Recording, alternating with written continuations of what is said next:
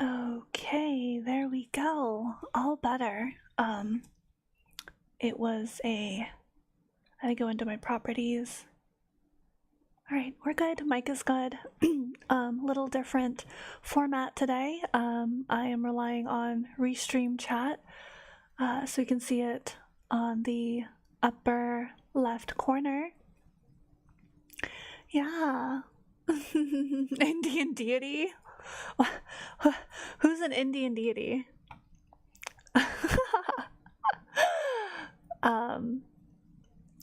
I am doing well. Thank you very much for asking. How are you?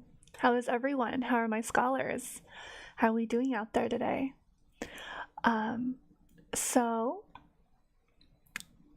I am doing good. I have a little bit of a check-in to do in terms of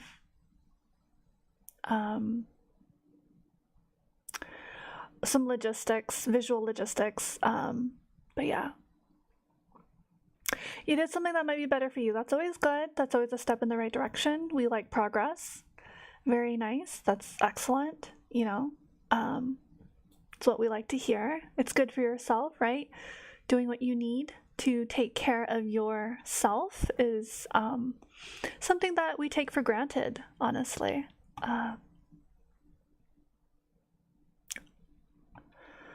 Okay. That's perfectly fine, honestly. Give me 1 second. Give me a second really quick. I'm going to do something. Give me a second. I need to figure out something really quick. I'm going to make this a little bit darker. Let's see, does that work? Does that change anything? Oh wait, I'm gonna make it a little darker. Hopefully it works. I don't know if it works, but you found out that school is canceled for your brother tomorrow, so you don't have to wake up early. Great. Okay. I mean, education is important, so it's whatever, honestly. I'm I feel like education of any kind is important, even if it sucks. You have to really make the most of it. They present you topics and you can just self-learn at your own pace as well. But, you know, everyone has their own opinion and idea about that.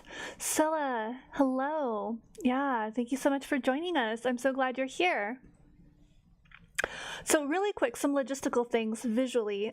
Do we like this book? It's really hard to read, and no matter how much I blow it up, it's really hard to read. The book that's in front of us.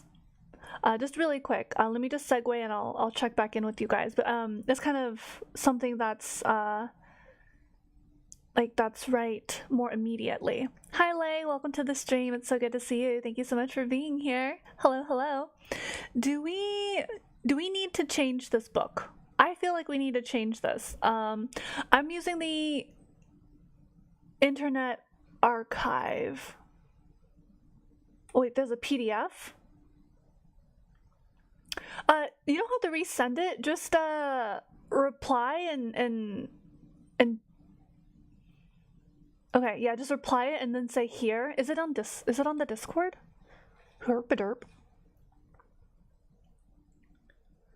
What does a wrench by your name mean? It means they are a moderator, and I trust them enough to help facilitate. Oh, so yeah, I did use the PDF. I'm using the PDF right now, and there's no ads, and this is what it looks like. Let me see if I can zoom in. Hold on. All right, even if I zoom in, it kind of gets a little, it's really hard to read.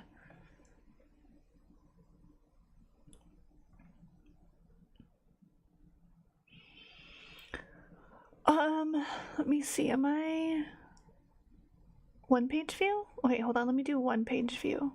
Maybe this is better. Oh, this is better. Okay, I did one page view. I'm literally just figuring this out in real time. So, pardon my scuff.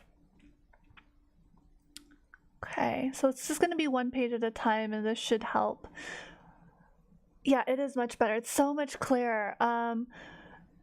Let me make it bigger. Okay. I wish the page wasn't so dull, but it is what it is. Let me see. I'm gonna make the chat like bigger, like that. Let me make this a little bit bigger. Okay, there we go. We're good. We can see chat. We can see, yeah, there's gonna be no ads, so this will be good. This will be very good. Just a quick show. Can everyone see the letters? Can everyone read it as well? This is like the page that we left off on. So we're just gonna read a little bit. I want to recolor it, but I already did that and it doesn't work. Trust. I mean, I can do it like in real time if you don't believe me, but like I tried. There's only a few blending options. I tried darken, and this is what happens when I darken it. And then I tried to multiply, and this is what it looks when I multiply it. And like I tried them all. Trust. I was like, oh, it's kind of dull, right? It looks kind of dull.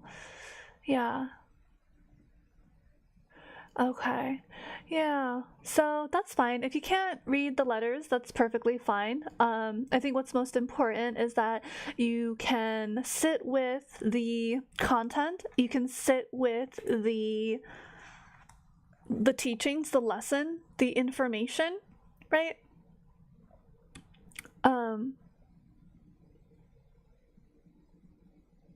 I think that's the most important part. So yeah, so we'll get started. I'm really excited to be able to share and continue this book of self-care. I wanted to just ask people, scholars in the chat, and if you feel comfortable sharing, you can.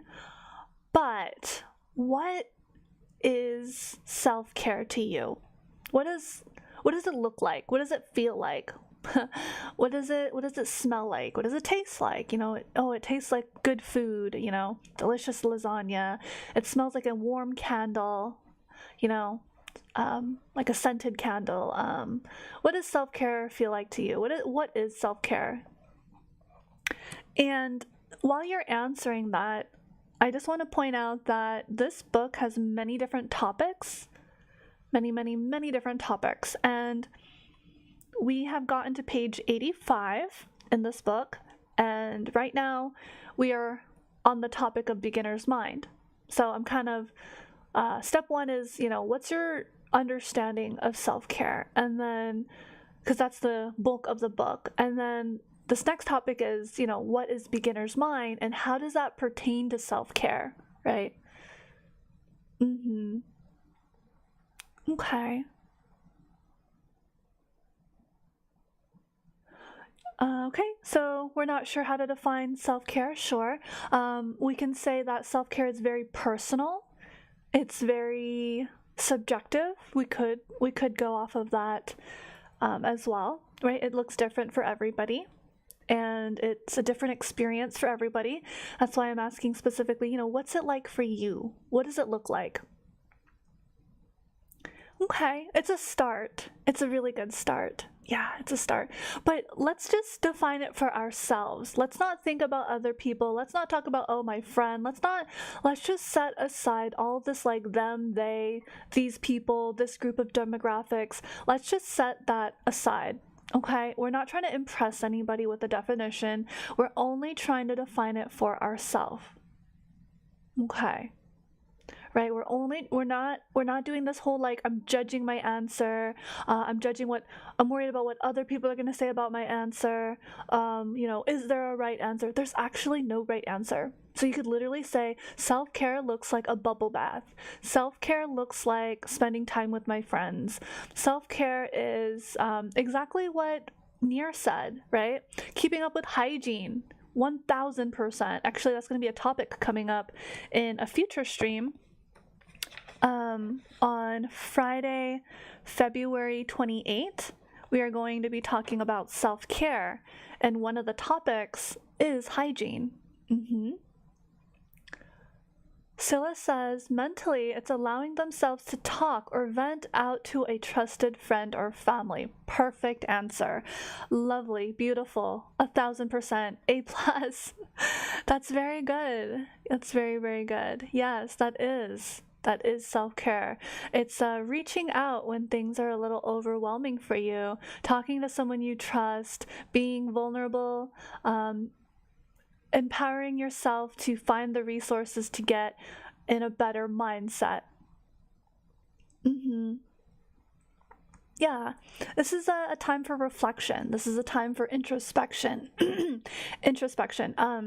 If you guys have a journal with you, I invite everybody to journal about topics that resonate with them. Take little notes. So if you need like 5 minutes to look for your journal or your notebook to take notes on today's reading, you're more than welcome to do that so that it's an interactive and worthwhile, meaningful experience for everyone.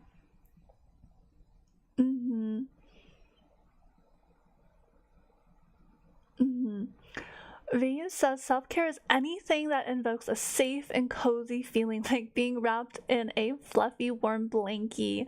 1000%. Once again, A+. Good answer. I love it. Yep. Feeling safe, feeling comfortable or cozy. These are all forms of self-care. And again, it's subjective. Nobody's judging your answer, and if they are, that's on them. That's not on you. There is no right answer. A lot of these answers are very good as they are. Yeah. Nira says, I want to try to get better with communicating. I don't always know how to talk about how they feel. Okay, that's fine. My streams are more of a resource and supplement, right? And so I always encourage people to seek professional advice and guidance when and if possible. I worked in the medical field very briefly, and I understand that insurance is a big part of your process. having the insurance to be able to seek the resources, having the insurance that covers the resources that you need is really important. So I understand that it can be kind of daunting, but maybe start with checking in with your insurance company and seeing if they offer any resources for therapy and communicating. So, Nimby, welcome to the stream. It's really nice to see you. And Lost Rain. Yeah, it is a book reading. We're going to get started. I have the first page up, and it's going to be like this because I can't make it darker or more legible. This is how it is, unless I saved every page and modified and edited each page, but we're going to just go with this for now. So we've kind of explored the topic of self-care, right? But I think the first step is seeing if your insurance covers resources such as talk therapy with a psychologist or a therapist. So if you want to learn to speak better, get over social anxiety, you can read more about it. You can read more about communication skills. You can take a community class, like a community college class, right? Where it involves public speaking or communication skills. Obviously, you'd have to look into that. I can't look into it for you, right? Hello, Toaster. It's so good to see you. Thank you so much for being here. Welcome, welcome. We are currently attempting to define what self-care looks like, feels like, and could be like for us. And it's a great journaling topic. So I'll give you guys like 5 minutes to kind of quickly grab your journal, take notes on today's discussion, on today's readings, on today's topics in general, and some of the points that really stand out to you. Like, wow, I just realized I don't have a self-care routine, or I don't even know what self-care is. Well, and then maybe that kind of inspires you to look into what self-care could be for you. So let's see. But that's just self-care. That's just kind of the overarching topic of this book, the Book of Self-Care by Mary Beth Janssen, or Janssen, however you want to pronounce it. We left off on page 85, and we left off on a term called beginner's mind. I learned about beginner's mind when I meditated many years ago, and one of the topics that came up within mindfulness is this attitude, this stance on enabling yourself to think kind of outside of the box. And that's what I see beginner's mind like. So you can be an expert. You can be really good and really solid in what you know, and you can still cultivate beginner's mind. I think it requires a lot of empathy to be able to attempt beginner's mind. Yeah. So basically, too long didn't read. Really bluntly, don't act or be like a know-it-all, right? Humble yourself. Come from a perspective, come from a place of beginnings, of newness, of opening and welcoming the unknown. That's how I like to think of beginner's mind. It's not that you don't know things. It's not that you know it all. That doesn't matter how much you know. You can still foster beginner's mind even as an expert. In fact, a lot of creatives, I think, gain a lot of creative energy and momentum from thinking or having the attitude of a beginner's mind. Vayu says that self-care is sometimes taking that extra 15 to 30 minutes in the shower to really pamper your fin and scales. Oh my goodness, yeah. Self-care is sometimes going MIA for an entire day because it's a day of rest from weeks and months of high-intensity day-to-day obligations. 1,000%. I think so too. Yeah. So I think it's really important to kind of understand that this book allows us to open our minds a little bit to new concepts and to try to integrate them into our lives. I think the most important part about learning anything is the application and integration, so that it's not just like, oh, I know what beginner mind is, but it's more importantly that you experience beginner's mind and understand it through experience and through cultivation, like applying it to your life. Like, what does beginner mind look like, feel like as well? Yeah, sometimes being more than one day being MIA is needed, 1,000%. I've actually been thinking about that as well, and I will be getting my MIA pretty soon, for about a month, working on things and taking care of myself, and so definitely it'll be nice. We all have different thresholds of self-care, but I think that's a really good point, right?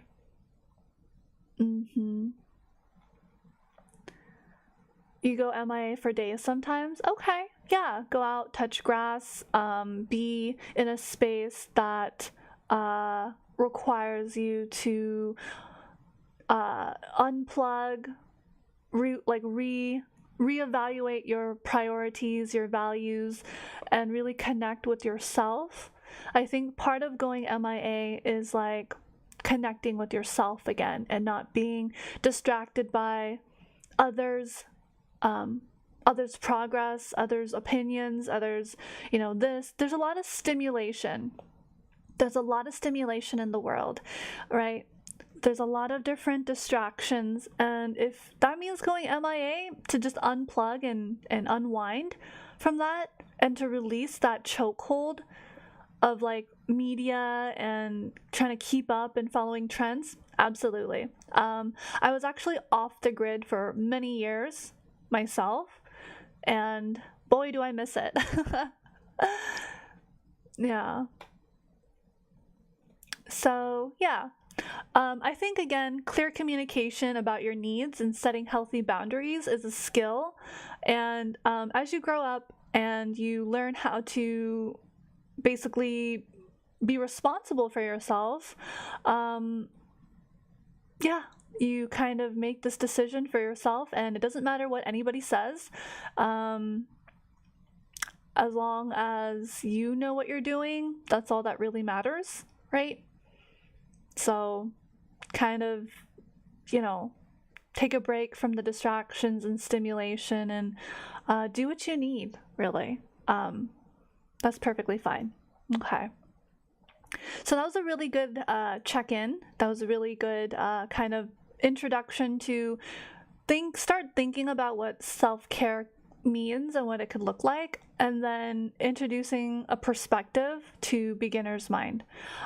Beginner's mind is pretty solid. It really helps shake you from this like rigidity of trying to be an expert, or what I call a know-it-all, right? A know-it-all knows it all, and it's just because you know it all, there's no other possible potential solutions because the solution is obvious. But when the solution doesn't work, it would help to kind of like wiggle out of that rigidity and start from beginner's mind, like start over, like start from scratch and think again, rethink things again. So that's just something to consider. All right, so let us begin. If you guys are ready, we'll go ahead and get started reading, and you guys can read ahead. It doesn't matter. That's perfectly fine. So there's a quote by Shunryu Suzuki. It's kind of hard to read, but I can see it on the book that's in front of me because I have this book in front of me. It says, "In the beginner's mind, there are many possibilities. In the expert's mind, there are few." So again, what it's saying is to try to keep an open mind, basically, right? Writer R.J. Rim said, "I found a way to see in the dark. Close your eyes." This expresses the Zen practice of beginner's mind beautifully, an excellent addition to your mindfulness practice. Turn off the quote-unquote lights, open your mind, drop into your heart, and see with new eyes. Also, hi Panda, it's so good to see you. I'm really glad you're here. Welcome in. We're just getting started. We are reading the first few sentences. Turn off the quote-unquote lights, open your mind, drop into your heart, and see with new eyes. Whatever you're striving toward, turning a new leaf, starting a new chapter, heightened well-being, enhanced relationships, dropping prejudices or old beliefs, beginner's mind may just be the answer. Hi, King. Welcome. You're driving home? Okay. Well, I'm glad you're driving home. Get home safely, King. Thank you so much for being here. It's really nice to see you. Hey, Ufer. It's good to see you, Ufer. Thanks for being here.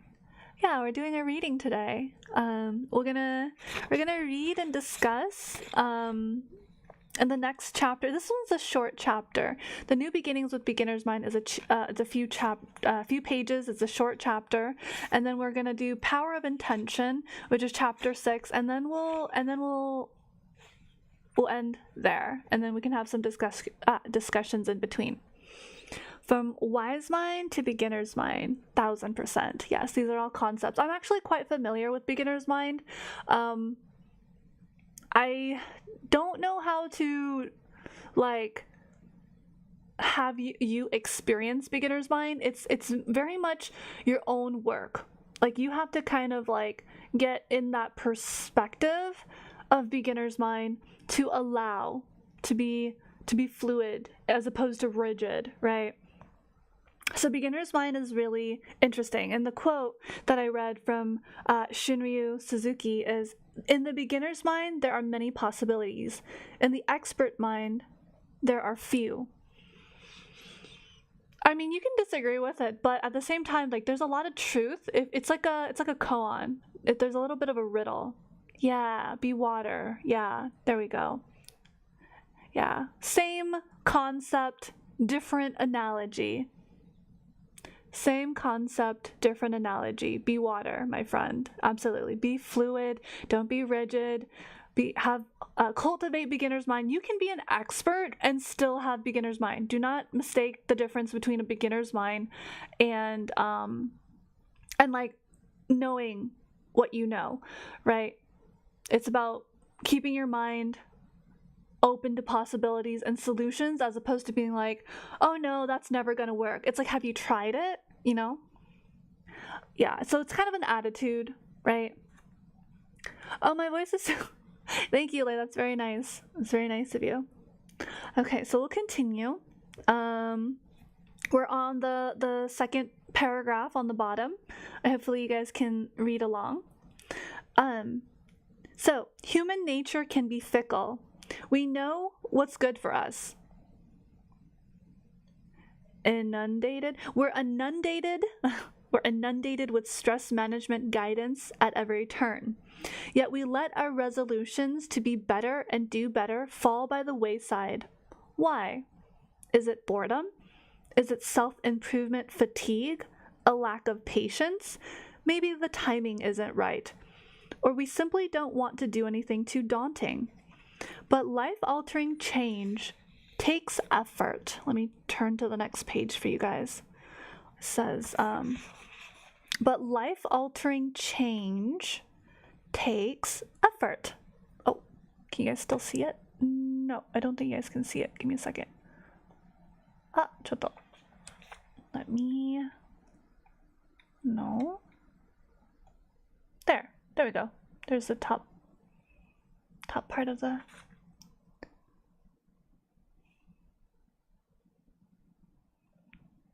Okay.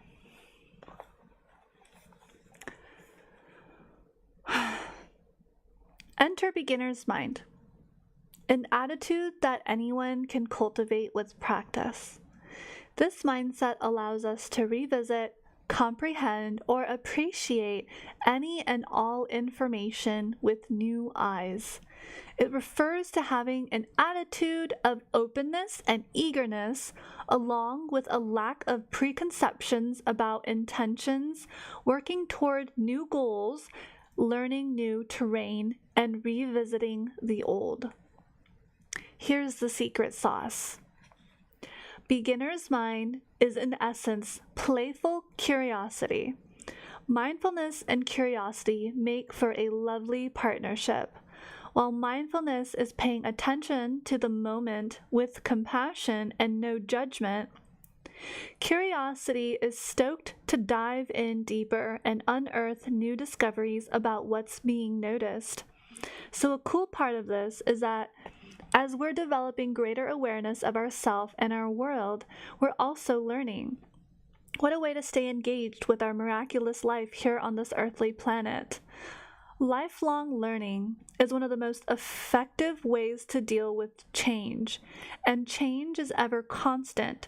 Change in our personal and professional lives, change in our communities, change in our world. In fact, the only thing that doesn't change is change. Expect change. Change is a constant in all life. Well-educated individuals make for a better society for all of us. Pause. That's kind of funny because we were just talking about education like a moment ago. Continue. Lifelong learners are happier, healthier, and live longer. Peter Drucker, one of the most influential management educators and authors, said, "We now accept the fact that learning is a lifelong process of keeping abreast of change, and the most pressing task is to teach people how to learn." Practicing a beginner's mindset definitely gives you, practicing a beginner's mindset definitely gives you an advantage in the learning arena. A commitment to lifelong learning leads to expanded levels of consciousness about our true nature, about others, and about our world. Science has proven this wisdom correct with a new field of study called neuroplasticity. If you learn new information, better methods, or experience a change in your perception, your brain circuits, or hardware for a lack of a better word, form new neuron pathways. You rewire and change as you go. When we're interested, our relationships, our world, our life, and by extension, our sweet loving selves become oh so interesting. And this never stops, even into old age. You have the tools to keep your brain healthy just by using it. Such a beautiful feedback loop. Lovely. Very encouraging. So, never stop learning. Never feel like, like that's it. You know it all. Done. You got it. Just be like water. Change with the ebbs and flows of life. Change with the shapes. Because like with water, if you put it in a cup, if you put it in a vase, it takes the form of the conditions, right? You need to use your brain harder more often. Well, don't hurt yourself. Take it easy, right? Like, I don't know if you need to like push yourself, but just do whatever works, right? Whatever helps you adapt to situations. Okay, so you need to start playing chess again. That sounds like something. Keeping your mind flexible, fluid, right? Keeping it sharp. Sure. That sounds about right. You'd probably beat me in chess, easy peasy. I'd be no challenge for you, but yeah, I think there was a person in our community that used to play chess. I forgot who was talking about it like a month or so ago, but they're talking to me about chess, and I was like, oh, okay, I remember that. I don't know if it was you or if it was somebody else. I feel like it was somebody else, but probably just passing by. But yeah, chess is great. Yeah, for sure. We'll be in the garden and we'll have like a chess tournament, a mini chess tournament, and winner just keeps playing against all new opponents, and then the new winner stays and keeps playing their opponents. Yeah. We should have that sometime. That'd be fun. I enjoyed chess as a kid, but I never got a opportunity to play chess very much. The passing chess tourist, Oh, right, yeah, one of them. I don't know. It was just the chatter. I just remember someone mentioned chess, and I'm just like, oh, that's random, but okay. I'll keep that in the back of my head, and here it is. Anyways, we're going to step into the unknown, the field of infinite possibilities. Yeah, here we go. Being at ease with not knowing is crucial for answers to come to you. Eckhart Tolle. Eckhart Tolle. Familiar name. Not sure who they are though, but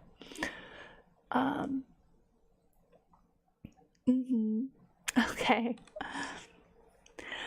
The next quote by Socrates is, I am the wisest man alive, for I know one thing, and that is that I know nothing. Okay, that's very humbling. That's a very, that's a good stance to take. So, for example, you could be an expert in, like, I don't know, physicist. You could be a physicist in physics.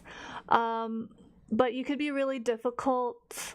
You could have challenges and difficulty in communication or cooking, right? Or household chores or something like that. You could be really smart with linguistics and words and language of like English language, but you probably don't know another language besides just English, right? You could be really good at art, but really bad at math, or you could be really good at math and excel in mathematics and logic and reasoning, but not have a very good understanding of your own emotions, or I don't know, about self-care, for example. Like and some people need self-care more than others. That's also another consideration to be had as well. Leafy Soul Green. That's such a cute name. I thought it was Leafy Green Soul. Soul Green, welcome to the stream, Leafy. It's so nice to see you. Tackle life like a child with the wisdom of an elder. I like that. I really, really like that. Tackle life like a child with the wisdom of an elder. Yeah, never let go, never forego that innocence and purity and just curiosity, wonderment, and play, and feeling happy like a child. That happiness that comes with like being simply a child, right? Because children are generally pretty happy unless they have like, certain conditions, or I don't know, bad environments, or they're just moody. But for the most part, innately, children are very happy-go-lucky, very simple, very easygoing, right?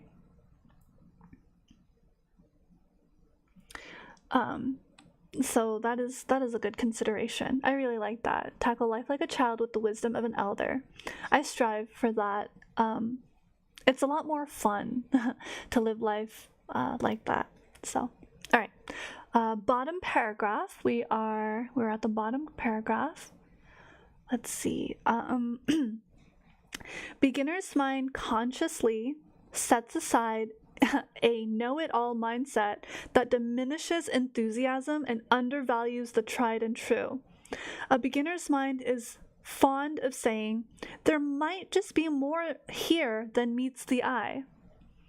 There might be something here that I've missed. Let's have another look.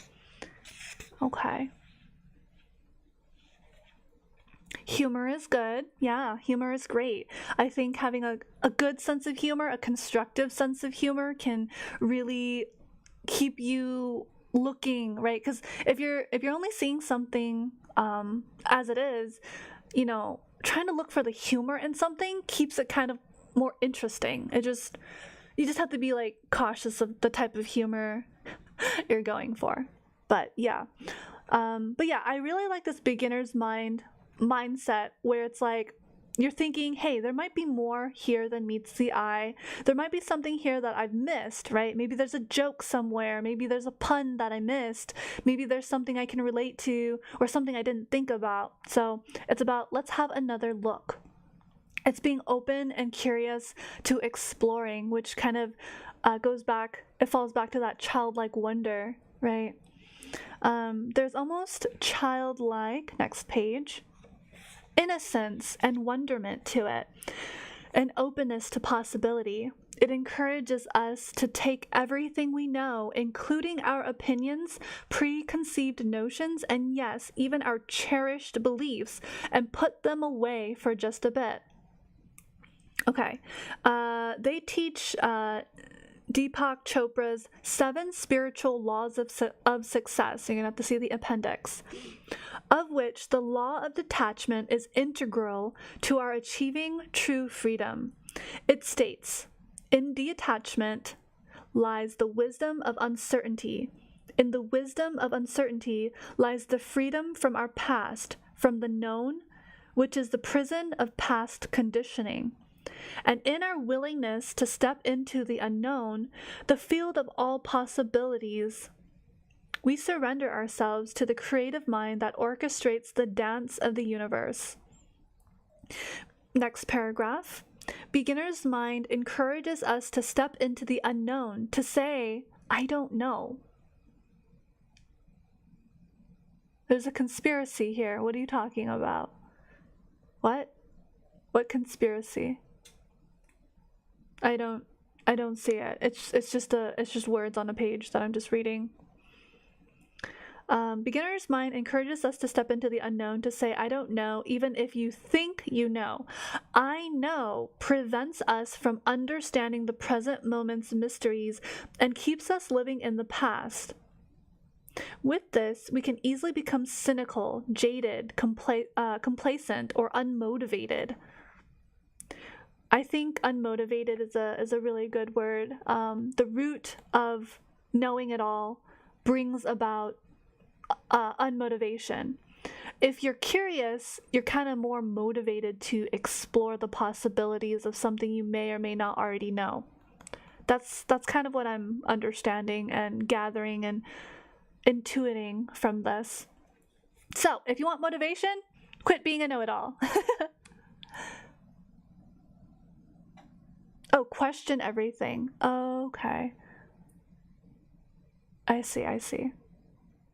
Okay. Yeah, questioning everything is also good. It allows for you to look for gaps in logic, improve upon the topic and subject matter. But if you're just looking for what's wrong, I think there's a difference. There's a really clear line between questioning everything and looking for something that's wrong versus questioning everything out of curiosity to learn and to understand from a different perspective other than your own. I think I was talking about this the other day, but there's this concept called blue dot theory. You guys know about blue dot theory? I came across it recently in a discussion with a very good friend of mine. Wink, wink. Sorry. They're probably in the chat. That's why I'm winking. All right. Anyways, I'll stop. I think there's a difference between, questioning everything to see what's wrong with it and complain about it versus seeing what's there and what's available that's more than meets the eye. That childlike curiosity and wonderment. People might criticize and say, "Oh, you're naive," but honestly, this book is encouraging us to be more curious and open-minded and learning about something that is different from us, right? So a different perspective. Instead of shutting it down and saying, oh, no, that's impossible, kind of lean into it and say, like, I don't really know your perspective. I'm not sure where you're coming from, but I'd like to know more, right? I think that's a very mature and reasonable thing to kind of consider. Let me just catch up with chat really quick. Leafy says, that's like in therapy, your trauma is protecting you from things that aren't happening anymore. Okay. If you're looking for something that's wrong, you may often find what you're looking for where no wrong exists. Huh? Wait. If you're looking for something that's wrong, you will also find what you're looking for. Huh?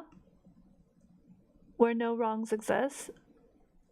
So you're looking for something wrong, and you're gonna find it when there was originally nothing wrong. Am I understanding that correctly?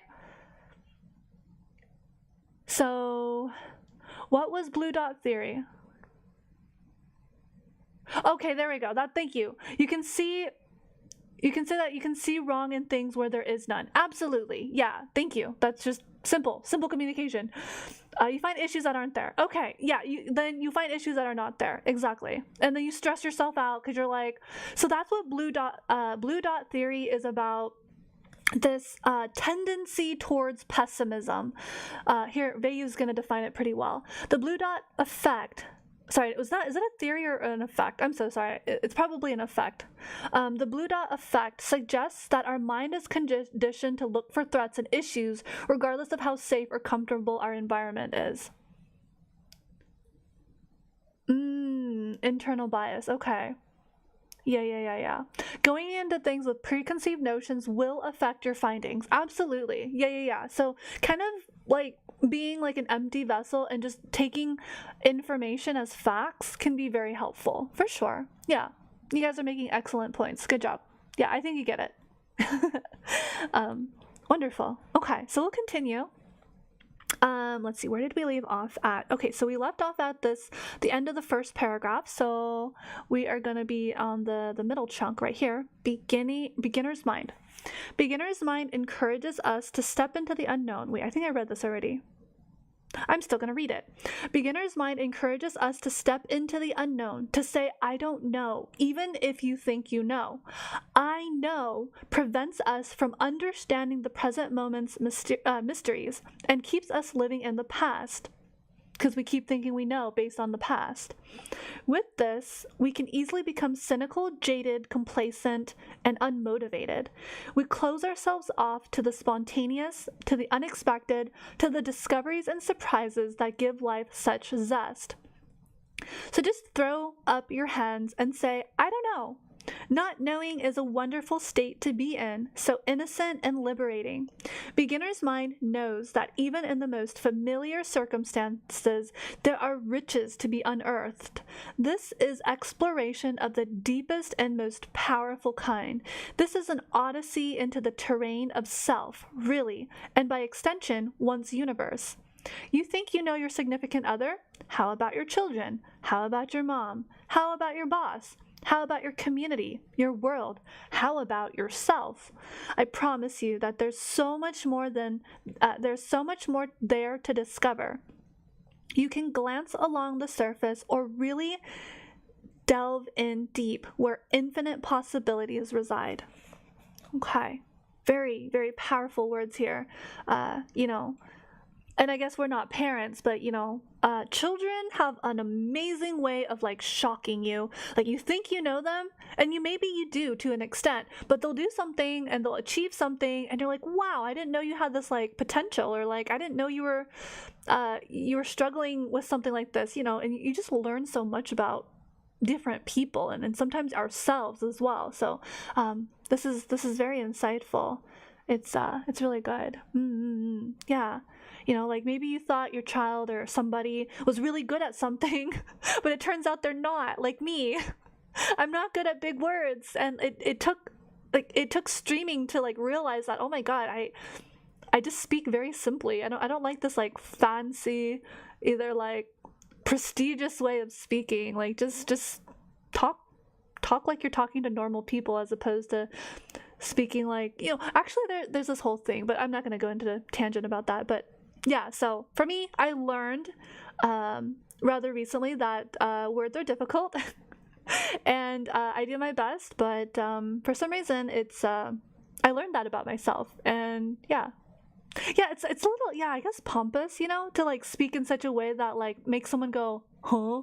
It's like you're almost like putting them down or talking above their level. Like if you were to go to like an elementary school and talk like you're in college, just to, I don't know, I mean, obviously there's a disconnect in your brain and the situation and whatnot, right?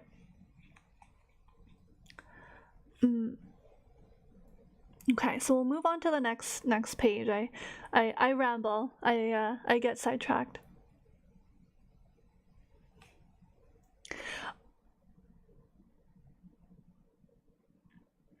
I am gonna bite my tongue. Lao Tzu said, "Not knowing is true knowledge. Presuming to know is a disease. First, realize that you are sick. Then you can move toward health. The master is her own physician. She has healed herself of all knowing. Thus, she is truly whole." An important life lesson is that people who think they already know nothing. We often think we know so much, especially in this era of alternative facts. We often have how often have you found yourself saying, "I know, I know"? I have, of course. None of us really knows it all. We presume to know. Consequently, we miss out on a whole lot that life could teach us if only we were willing to learn. Become your own physician. Heal yourself of any presumption. Realize, as I did, that you know far less than you ever could imagine. I still have so much to unlearn. I unlearn every day by practicing saying, "I don't know." The more I unlearn and the more I realize I don't know, the more I learn and the more I know. But I am always on my guard, because if there is one thing I have learned, it is that presuming to know keeps me from learning more. I am on the path to wholeness, and I still know nothing. This is beginner's mind.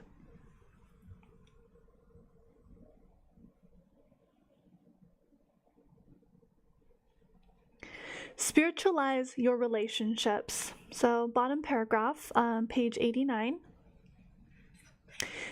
In forming lasting relationships, mindfulness coupled with beginner's mind leads to a heightened awareness of our attitudes and behaviors toward those we perceive as different from us, whom we may hold any prejudice toward. Really quick, I want to pause. I want to pause because I'm reading, but I'm also reflecting deeply, like very deeply in my heart. And I won't give names, but there's a amazing person in my life, a friend, a dear friend in my life, and they have not recently, I mean maybe in the last couple months, like, but you know what they said to me? They said, "Po, I wanna know more about you." I was like, "What?" We've known each other for like some time now. Like I in my head, I didn't have beginner's mind, but they showed beginner's mind so effortlessly by saying, I want to deepen our friendship and know more about you. I want to get to know you because you're an important person in my life." And I thought to myself, wow. And at the time, I didn't have the words to describe that experience, but now I'm reading this part and reflecting, and that was beginner's mind. To know someone for a very long time, to know someone for a very long time, and still say, "There's still so much for me to learn here," and like welcome, I was really taken aback. You guys are funny. Yes, please hydrate as well. Do a little stretch break. If you're slouching, please check your posture. I'm gonna take a sip really quick. Okay. Thank you, Scylla. You guys, your jokes are funny. But it really touched my heart when they said that, because I'm like, wow, you're already like such a good friend to me and such an amazing ally in my life, and here you are still wanting to be like, there's more to it than just what I think and know about you, right? All right, Ufer, as long as you're comfortable, it's good. It's fine. Always be open to learning more. Yeah, and I thought it really touched my heart. And when I read this first sentence about spiritualize your relationships and thinking about long-lasting relationships, just like friendships, guys. It can be romantic. It doesn't have to be romantic. If you're in a committed relationship, great. Maybe you can apply this to that. If you're not, think about the people in your life that really truly matter to you and apply this kind of, at least consider, if not immediately apply, but consider beginner's mind, and that okay, you know this person, you know everything about them, okay, you know them, but do you really? Because a person is so dynamic, and I feel like to just like slap a label on them, or just to say like, okay, they're this and that's it, kind of like diminishes the depth of the relationship, in my opinion. So I'm personally enjoying like my relationships with others where I'm still curious, where they still surprise me, I still surprise myself, I surprise them. It makes it so much more fun and meaningful when I just say, I know this person, but there's so much more I could learn about them and from them, right? And keeping that like playfulness alive in any relationship, best friends, friends, partners, is really, it's like a magic touch. I don't know what you guys think about that, but I just had to pause and articulate that reflection because it was just something that I recalled in the moment. Yeah. So, spiritualize your relationships. In forming lasting relationships, mindfulness coupled with beginner's mind leads to a heightened awareness of our attitudes and behaviors towards those we perceive as different from us, whom we may hold any prejudice against. It encourages us to explore beyond any differences, find common ground, and bond through our fond and shared similarities.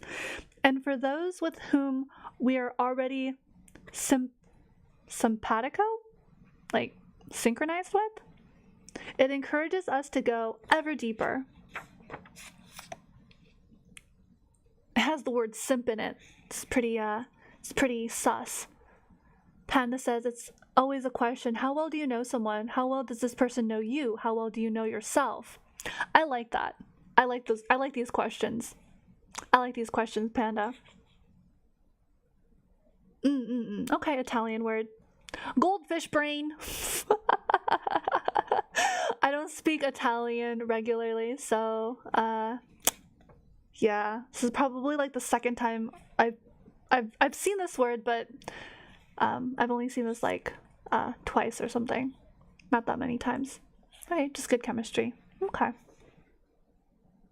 So it encourages us, and for those with whom we're already, in good chemistry with, it encourages us to go ever deeper, to find our unique and fascinating differences to learn about and feast on together. I only speak German. One word, though. Oh my god. I was not expecting that from Panda. Bringing German into this. Too funny. This can form some of the most deeply bonded friendships ever. Ultimately, we become more aware of all those we are in relationship with, and while we're at it, reach a deeper understanding of ourselves. Beginner's mind allows you to see your world anew every day, so that in every moment, old information can reach you in new ways, bringing fresh insights. Naturally, as you nurture or embody beginner's mind in the midst of relationships, conscious communication is an integral part of this, and it includes deep, active listening of the highest order. In relation to self and others, our belief system often wants to stand its ground. This is the puffed up ego in charge, with the need for control, the need for approval, the need for power, the need to judge. I encourage you to be present. Surrender. Let it go. Repeat after me. I don't know. And then listen. What?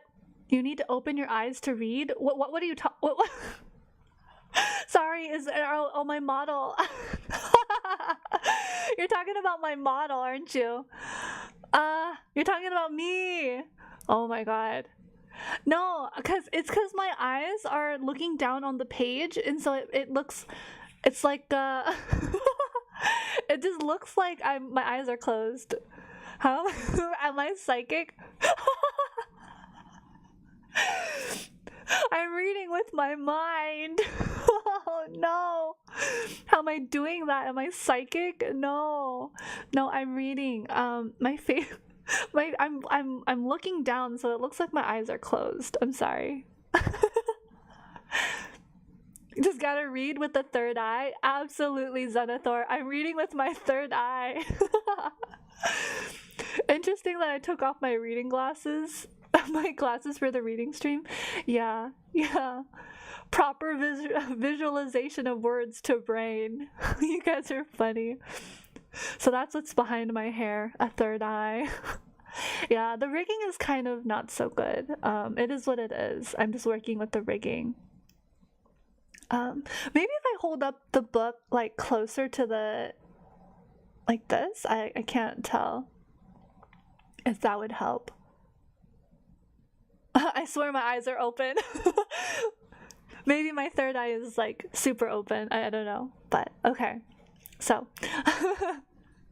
that caught me off guard. I wasn't expecting humor from you guys. You guys are in such a playful mood today. It's great. I'm having a really good time. Yeah, lots of things to think about. You know, I really like that they mentioned this this puffed up ego, and I love the word surrender.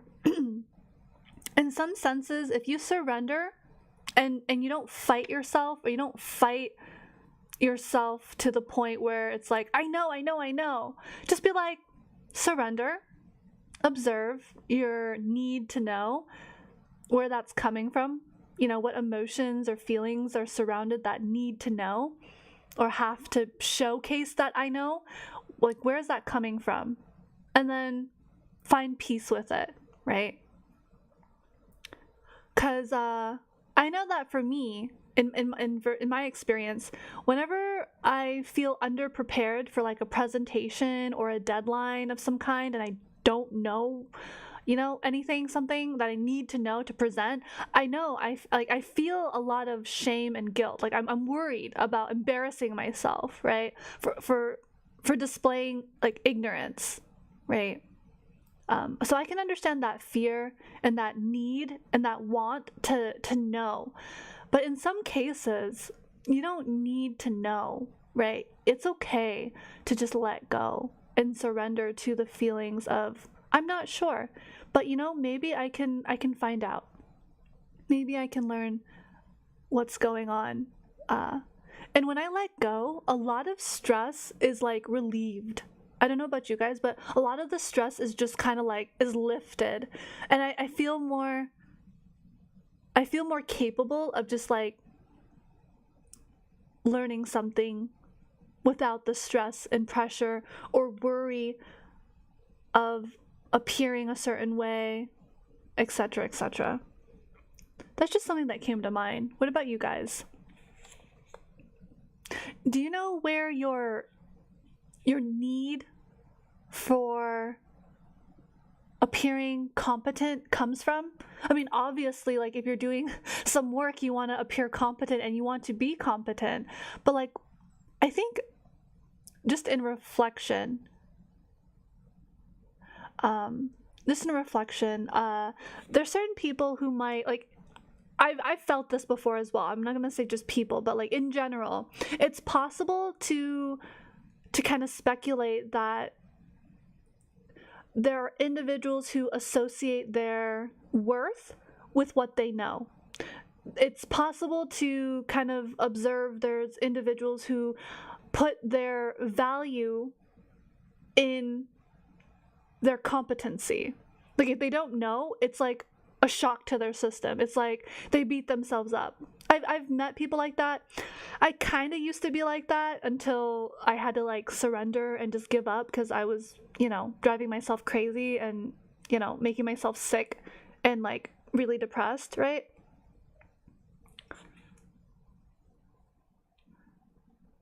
So that's just something to consider.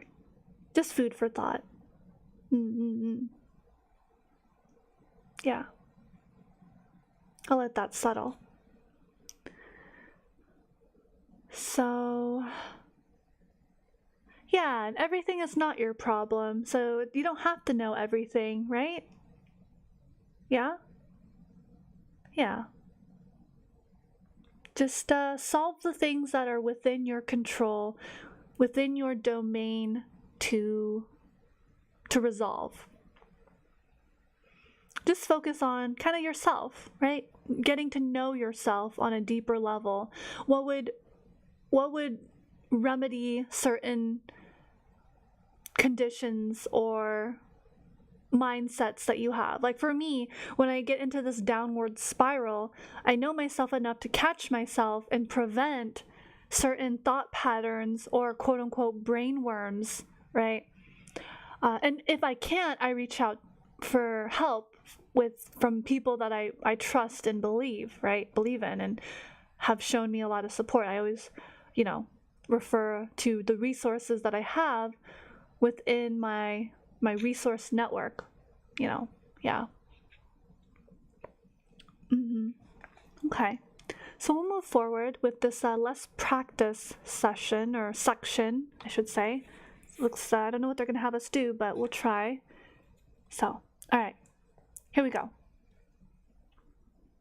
Living mindfully, along with the regular practice of meditation, intention, visualization, and positive affirmations will all be beneficial in cultivating your beginner's mind.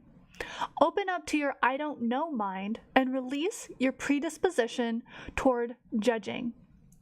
Release the common sense, the rational mind, and the I should mind.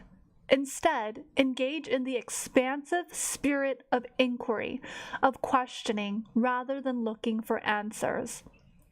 Poet Rainer Maria Rilke said, "Be patient toward all that is unsolved in your heart, and try to love the questions themselves, like locked rooms and like books that are now written in a very foreign tongue." Let's see, let me go to the next page. Do not seek the answers which cannot be given to you? Which cannot be given you? You mean to you? Which cannot be given to you? Because you would not be able to live them. And the point is to live everything. Live the questions now. Perhaps you will then gradually, without noticing it, live along some distant day into the answer. Be gentle, go slowly, and take one day, and yes, even one moment at a time, in developing your own beginner's mind. This takes practice and nurturing. Carefully watch when the inner know-it-all rears its ugly head and bring your attention to that part of your being where infinite possibilities reside, to spirit. Meditation is integral in fostering a beginner's mind. It newly inspires us, gets our creative juices flowing, and jumpstarts positive change. It helps to de-emphasize the old programming that replays over and over again in our minds, driving our unconscious behavior, while emphasizing positive thoughts and emotions. And on that note, use positive self-talk often. When you get up in the morning, look in the mirror and say to yourself, every day, in every way, I'm getting better and better. Or, today's a new day, and I can walk a different path. Ultimately, no matter what you're striving for, no matter what the situation or experience, intend on receiving value from it. Just remember that energy follows intention. If being more present and curious about self, others, places, experience, or things helps us to develop greater fondness, tenderness, caring, and in essence, humanity, then what are we waiting for?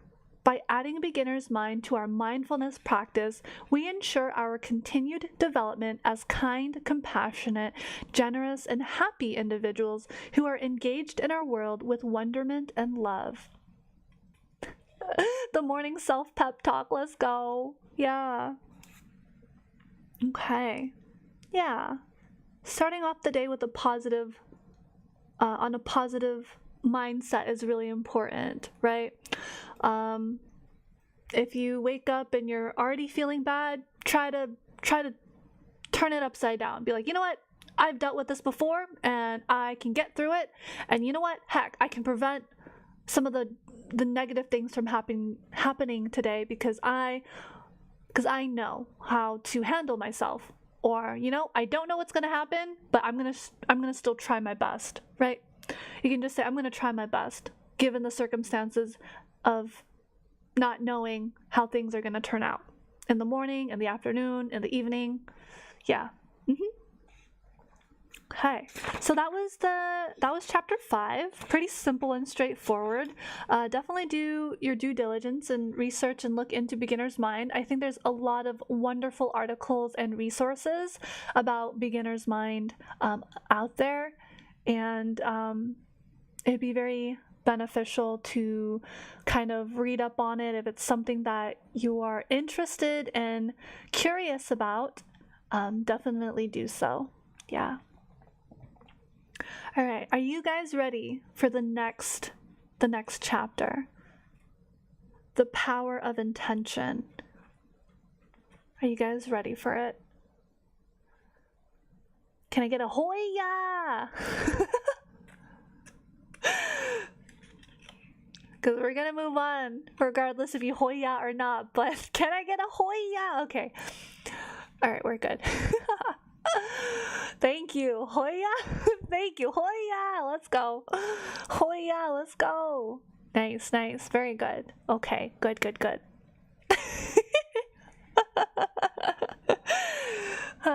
Very nice. Great. Okay, so power of intention. Hey-ya. We're getting a lot of variations of it, but it works. Excellent. Ow. Ow, ow. Okay. Wayne Dyer, quote, "Our intention creates our reality." Absolutely. Our intention does create our reality. Like a teacher checking if the class is paying attention? Yeah. Definitely. Yeah, that is me. Making sure you guys are engaged and still awake. I hope I'm not boring you to death. Trying to make this as interesting and engaging and thoughtful, thought-provoking as possible. Yeah. So, okay. All right, let's begin. Intentionality is married to mindfulness. Oh dear. Okay. Intentionality is married to mindfulness. Okay, intention and mindfulness go hand in hand. Yes. This makes sense. This is very true. If you want to change some aspect of your life, direct your mind toward a goal or manifest your dreams. Start by setting an intention or a goal, right? Intentions lead to goals, right? Making the deliberate decision to create something or intend that something will happen. Intentions aren't fleeting thoughts or wishes, but rather they're like divine jet fuel, turning your good but half-baked ideas into glorious, wholly formed bullet points. Oh yeah, bullet points. Okay, yeah. And you can manifest these bullet points through a piece of paper, in which case you just manifested an intention, and through that intention, you can make goals, and through those goals, you create you achieve objectives to get what you need, right? To get to a better place in life through this step. Starts with intention. Okay, they allow you to visualize and clarify what matters most to you. Intentions help you to jack up your commitment level, whatever the undertaking, be it meditating daily, being kind, spending more quality time with loved ones or alone, getting healthy and physically fit, working toward a new career you're passionate about, working less and playing more, learning something new. You get the idea. An intention can recast a budding thought into a driving desire. It will laser your focus to act with fierce clarity, to psych yourself up for a major campaign to cut the noise, the nonsense, so that your radiant essence can shine. Intention is one of the most profound practices to inspire, enthuse, experience joy, to stay the course. All right, the next page. You can set an intention anytime, anywhere. It's powerful to focus your awareness on an intention before any form of contemplative practice. Then you'll be operating from a place of fluidity and calm assurance where intuition, intelligence, and sensory perception are heightened. No doubt, intentions can assist you in taking greater control over your life. Many people get up in the morning and move through their day with no inklings as to what they want to accomplish or what they want their day to hold. I call this flying by the seat of your pants. Okay. Conversely, many of us just stumble along after our habit mind, mechanically and mindlessly following the exact same path and programming day after day. With intent, you verbalize to yourself what you want to create for yourself or how you want to feel. And by doing so, you program your subconscious to achieve your dreams and transform your being, mind, body, and soul into wondrous ways, or in wondrous ways. Yeah, so this is almost like an attitude check, right?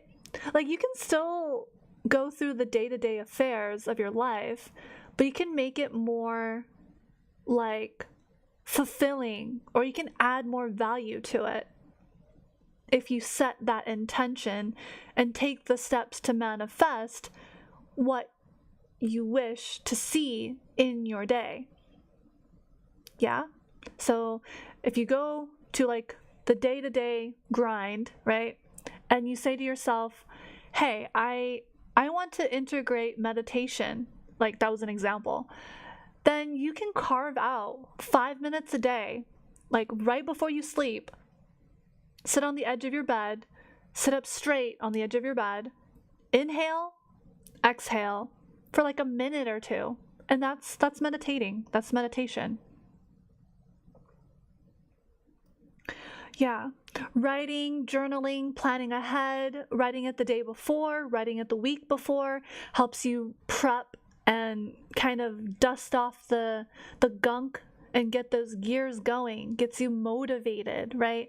I think intention is what, is what motivates you. Having that intention is very motivating. Like, for example, for me, no matter how tired or fatigued I am, unless it's really bad, unless I'm like a zombie, a freaking zombie, my intention every day is to stream and spend time with you guys and connect and to make meaningful connections, have meaningful, valuable discussions. And I feel like I hit that mark about 80 to 90% of the time because I set that intention. I set that standard for myself every day, all the time, as much as possible. I meditate in front of my planner. Like, I stare at it. I stare at my planner and I think, I visualize what it's going to look like, what it might be like, what it could be, who would be there, what we would talk about. I visualize like positive things happening.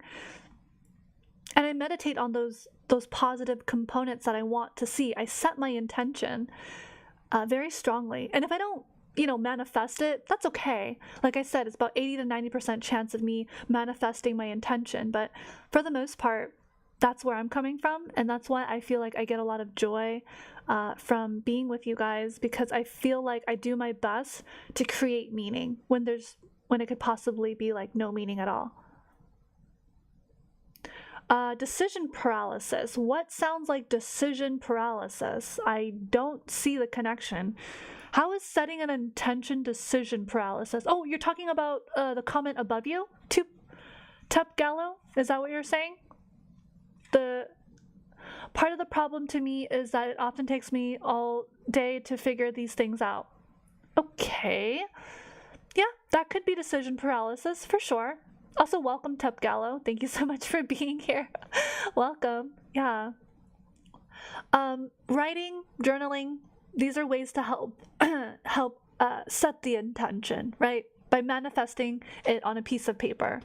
I recently talked with a therapist myself, right? Because I value checking in with myself as well and working with a professional. And they reminded me to try to like every morning write something down on a piece of paper on like what I want to accomplish for the day to help me stay motivated. right? Because part of the problem with me is sometimes I also feel like discouraged, right? I'm human too. And so I talked about that with her, and she encouraged, set your intention, write something down every morning that you want to accomplish for the day. I mean, start off simple, brush your teeth, shower, get out of bed and things like that, right? If you're struggling, and then try to find things that are gonna motivate you, inspire you, things that you care about. Focus on things that really mean a lot to you. Write them down, and then take the steps to try to accomplish it, right? And then write down the steps if you need. So I received that feedback as well, and I do my best to practice what I preach. I do about like 95% of practicing what I preach. I'm still human. Some days I forget to meditate or look at my planner. That's perfectly fine. But for the most part, I'm hitting most of my intentions, as long as they're like in my mind, and I'm intending to accomplish what I set out to.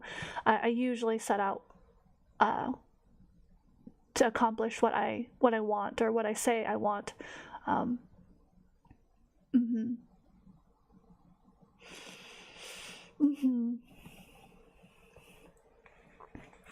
I would also challenge others to use the appropriate language, and say, these are the things that I'm doing to overcome my challenges.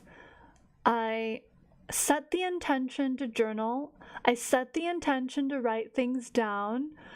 And actually, as I'm reading, and I invite everyone to do this. I invited everyone in the beginning, and just for those that are coming in, lurking, and listening, if you would like, you are more than welcome to grab a piece of paper and a pencil or a pen, or if you have a journal or anything of like a writing utensil and something to write on, to take notes and to journal your experience of today's stream, of what we're reading, what we're talking about, actively taking part and taking notes, and then after the stream reflecting on the topics, really reaffirms it, right? Really makes it real and solidifies the experience. It helps, like, I'm the type of person who learns through kinesthetic processes, so I have to like write things down or do it myself and experience it to learn it in the best way possible. That's like my type of learning. I'm a kinesthetic learner. I'm also a visual learner, so if I see it and do it, I can really pick things up for the most part. Reinforcing that information, so it doesn't just like go into one ear and out the other, and it doesn't just be like, yeah, I'll get to it maybe, right? When you set the intention of like, I'll get to it maybe, you're kind of setting yourself up for failure. The intention is supposed to be very bold and very firm, like, I want to meditate. I will meditate. This is the day, this is the time, I'm gonna write it down on a piece of paper, and I'm gonna do it. That is setting the intention. It's not wishy-washy. It's not, I might do it, I don't know. Is that really an intention? I mean, if that's an intention, then there's your answer. That is your intention. You're not sure. Your intention is you're not really sure you want to do that, and that is your intention. You're sending that out into the universe, and you're going to follow up with that energy as well. So, anyways, I ramble. I'm a yapper.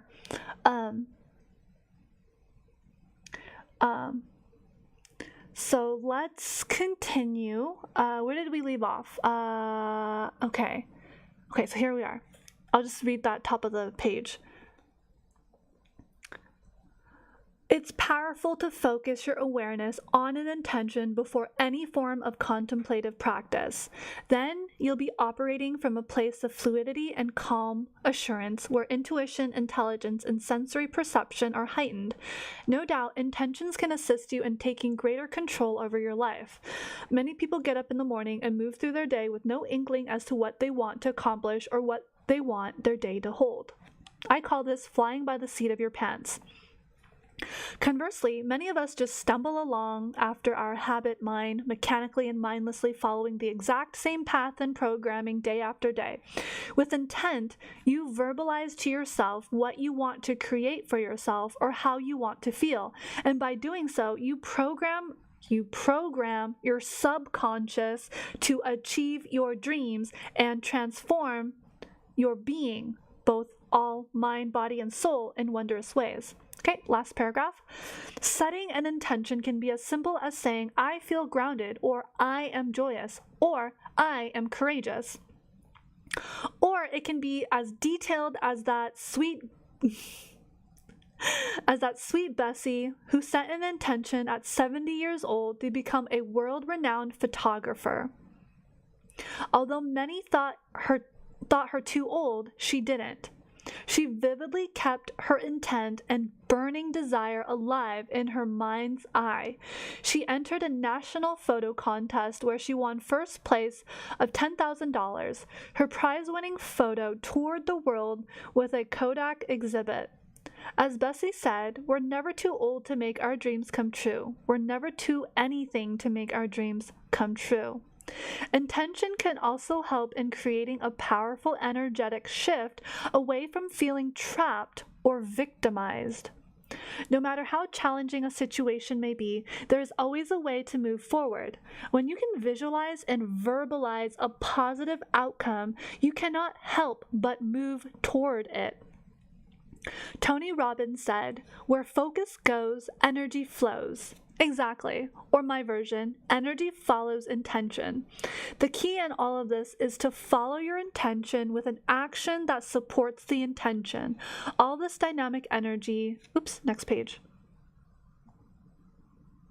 All right, Tony Robinson says, okay, here we go.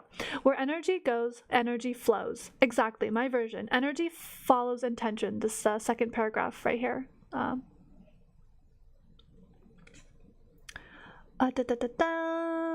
The key in all of this is to follow your intention with action that supports the intention. All dynamic energy is then flowing in the same direction. If you consistently do this, you will experience quick results and feel good and harmonious in the process.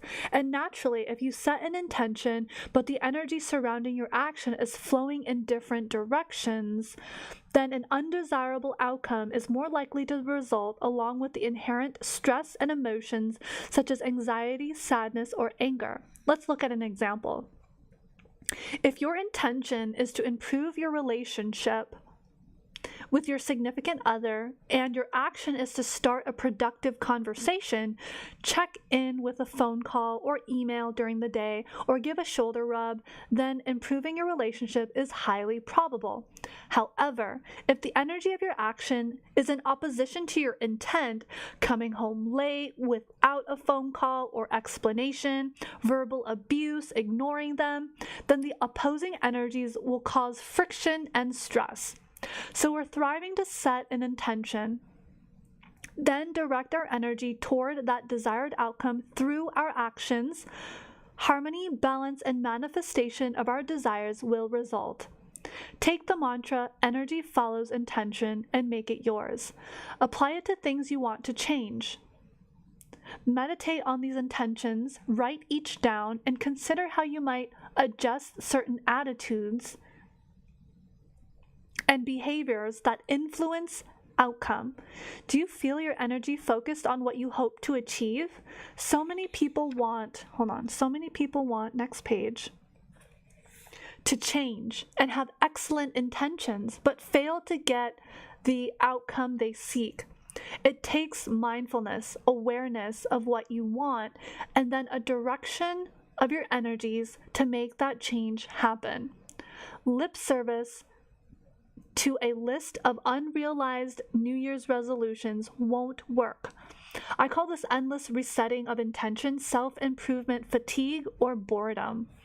This approach breeds frustration because actions do not meet intentions.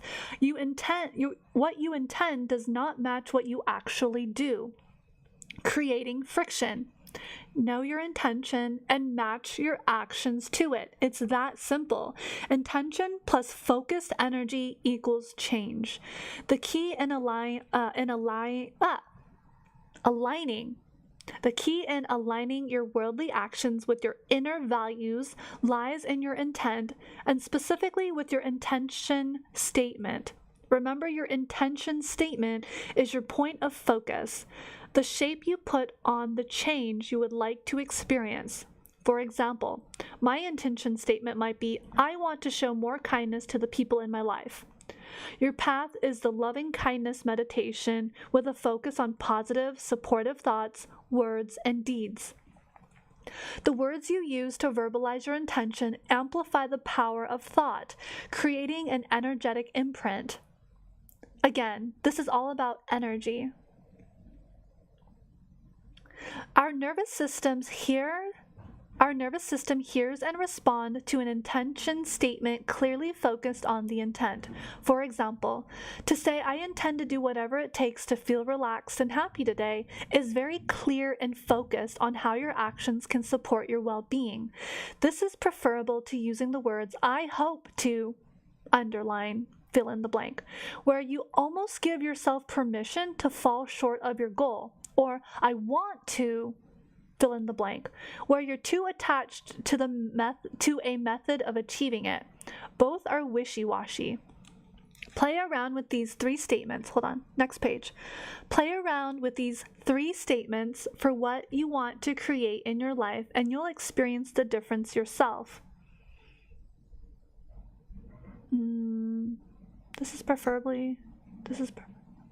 I intend to do. Example. So start with sentences that say, I intend to fill in the blank, right? A properly constructed intention statement puts your attention on the ever-present now in the constant changing flow of life. Intentions are your inner pilot light. They help activate your inner power. Mindfulness, when coupled with intention, is a powerful practice that allows you to become the creator of your own life, inspiring and opening you to the infinite possibilities here on this earthly plane. Together, these two modalities encourage you to choose your values, dreams, and goals, to see and positively feel your sense of purpose in being here, and then to go forward to enact a life of meaning and enjoyment. You're now on your path toward fulfilling your dharma, your reason for being. Okay, that's nice. Okay, let's see. We're just a few pages away from the end of the chapter, so yeah, we'll stop at 98.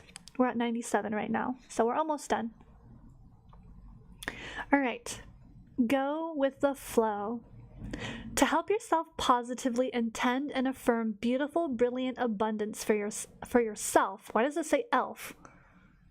Oh dear. In my book, it says elf, so they forgot a letter. Anyways, abundance for yourself, for others, and for your life. Try imagining life as a river of energy and information that is forever changing, growing, and expanding. As the great Greek philosopher, Heraclitus? I've never heard of this Greek philosopher, but Heraclitus said, via a translation by Plato, everything changes and nothing remains still, and you cannot step twice into the same stream. Remember that the stream and your life and everything around you is constantly changing. Connecting with amazing new experiences and discoveries in our lives may mean releasing certain constraints or fears that are holding us back, or concerns that prevent us from seeing or accepting something new. What, you don't have an elf on hand? Oh dear. Most common fears stem from a general fear of change. Fears can be strong. Hold on, next page. All right, we're starting at the top here.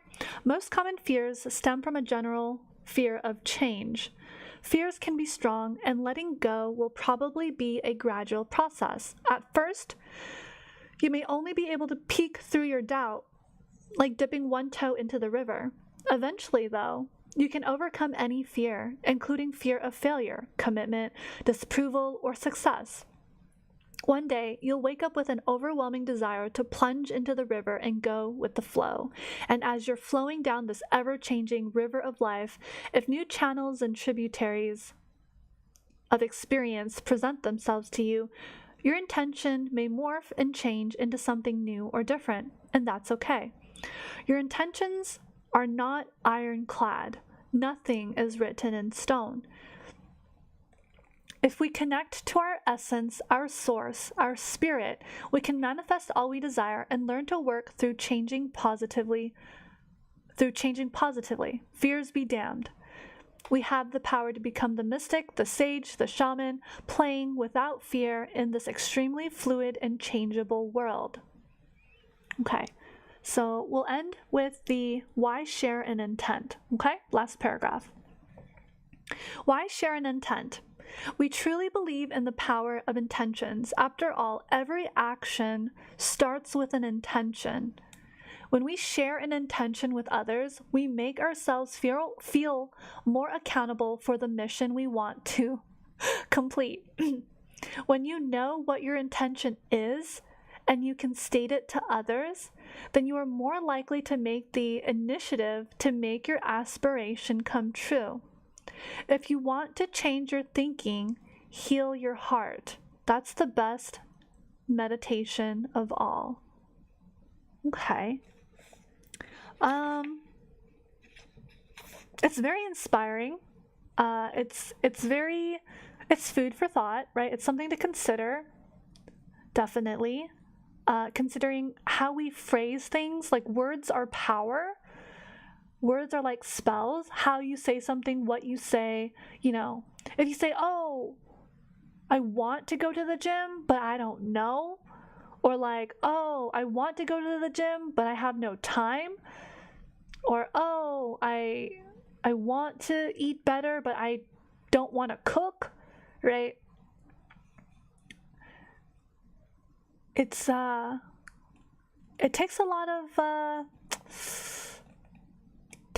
planning, takes a lot of effort, for sure.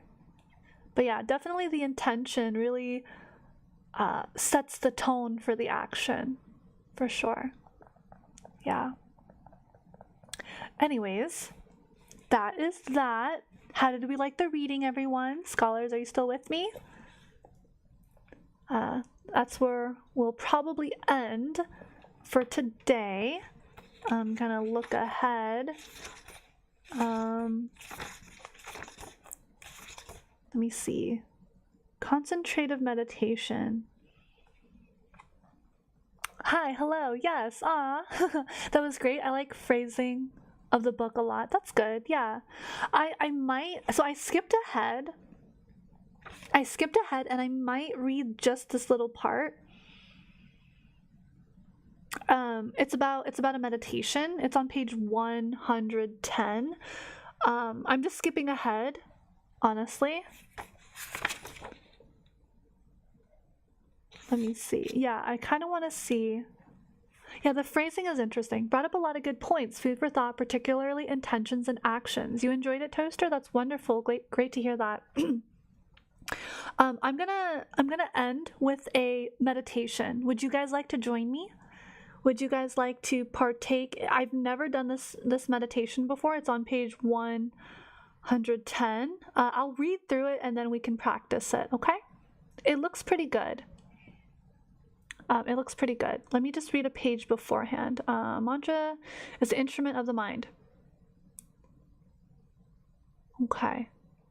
So this is just a definition of what a mantra is. I'm kind of skipping ahead because it's a concentrative meditation. Wait, let me go back. Here, let me go back one more page. I just want to skip around really quick. But like officially we stopped at page 80, 90. We stopped officially at 98, but I'm skipping ahead just to do this practice with you guys so that we can kind of solidify and reinforce and give space and time to our experience together today. So, the traditional approach, concentrative meditation. Traditional, or what is also called concentrative meditation is one of the most profound practices for achieving wholeness in mind, body, and spirit. In this meditation, which you guys will join me in, you give your single-pointed focus to the object of your attention.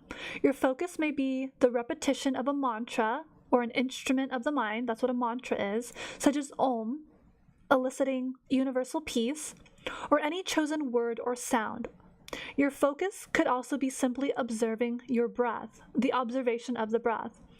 Healing breath is a natural bridge to meditation. Or bathe in the layer of your being that is pure consciousness or spirit, the spaceless, timeless, ageless, limitless, and fearless layer of your being that has always been here and will always be the real you. One of the most renowned and longtime researchers into the benefits of meditation, Dr. Hubert Benson of the Harvard Medical School, founder of the Benson Henry Institute for Mind-Body Medicine, and the author of the classic The Relaxation Response, recommends picking a focus word that resonates with you and is soothing. It could be your child's name, or the words such as one, peace, love, shalom, or amen. Soham, meaning I am, in a popular mantra that I teach in my class. They use Soham. I am spirit. This becomes your personal mantra when you meditate. The unique vibrational quality of a mantra allows you to take your awareness into a deeper inner silence. When this happens, When this happens, mental activity decreases along with overall biochemical activity. Heart and brain wave coherence increases. This gives the body a rest deeper than sleep. In addition, we train the mind to become more focused, gaining heightened awareness and mental clarity so that we're able to concentrate better and do anything more effectively. Okay. Great. Let's go back to the page and read about a mantra. So, by definition from this book, using a mantra. So for our purposes, when we meditate or do this meditation practice, it's going to be somewhat guided. I'm just going to read the instructions and you will participate if you wish to.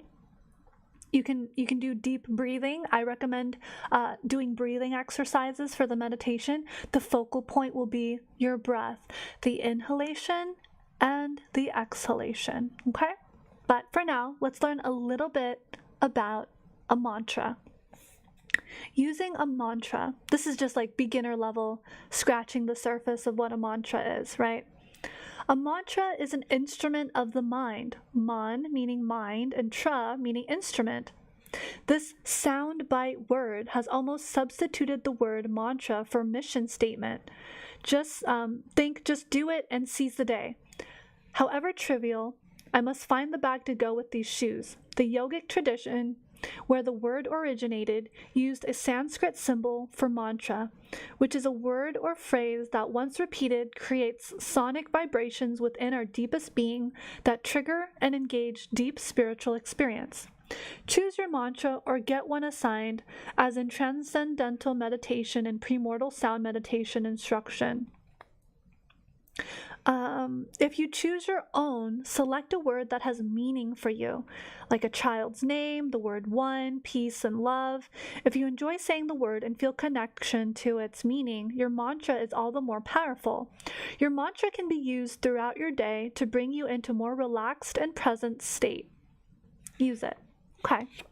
So it's like a special word that you can use to meditate on, or you can rely on your breath work, like breathing as well. So these are all, this practice, this concentrative meditation practice is supposed to help you feel more relaxed, more focused, more attentive to what you're focusing on. So if you have a word and you want to share the word, go ahead and type it in the chat. It could be love. I wish for peace. I wish for joy. I wish for happiness. I wish for connection. I wish for community. I wish for solidarity. I pray to have more resilience, right? Choose a word. And if you don't want to use a word, Just focus on your breath. That's also very important. Breath work is just as good, but I want to invite you to have that option of choosing a word or a statement or just focusing on your breath. So by a show of hands, well, actually by a show of text instead of hands, which will you focus on? A word, and if you feel comfortable, share the word in the chat. Or if you want to focus on your breath, just type breathing or breath, right? To see who would like to participate. And so I kind of have like a feeling of who's out there, and I can connect with you more energetically. Okay, a sentence. Okay, sure. A good sentence. I am strong. Beautiful. A word for you. Beautiful. Breathing. Lovely. Fantastic. Breathing. Okay, very good. Lovely. Very good, very good. Breathing is very important. Yeah, following that path of the breath. Breathing is your life force. Breathing, Toaster, wonderful, beautiful. Yeah, breathing is your life force. We take it for granted so much. We're breathing just automatically. So to intentionally breathe and bring that focus and attention, that tender care to our breath, and carving out that time for ourselves, it really means something. It really means something for you. Yeah. Okay. So, when you feel ready, please, wherever you are, whether you're in bed, whether you're sitting at your desk, whether you're just hanging out, pause for just a moment. I invite you to pause with me. I would also encourage you to sit up nice and straight. Roll your shoulders back. Do a couple shoulder rolls. Roll them back, roll them forward, roll them back, however, but just roll your shoulders back. Kind of bring your chest forward, head up, that positioning, that straight alignment, allowing your spine to be upright, okay? Holding that integrity for yourself, right? Holding this beautiful space together, you and me and everyone here who's participating. We're going to try to give ourselves the gift of meditation right this moment together, okay? So I'll go ahead and continue reading this passage, and you can just feel relaxed in this state. Begin to relax, ease into it, ease into the state of I'm ready to meditate. Right? Remember to focus on your breath. So the author writes, personally, I enjoy meditating for 20 minutes at dawn and dusk, the time when our circadian rhythms are most calm and peaceful. Having said this, let me add that consistency is more important than duration. Begin with a few minutes and build to longer stretches of time as you experience meditation's tremendous benefits. Pretty soon, you'll crave your meditation time.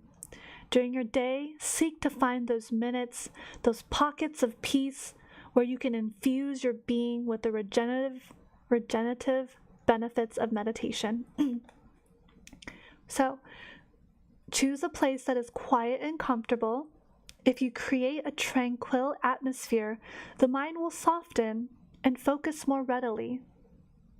If you're in your own personal space, make this a special space with comfortable cushions to support your body as needed. Create sacred space for your meditation time. Do anything you like to enhance the atmosphere in the place you go to connect with spirit.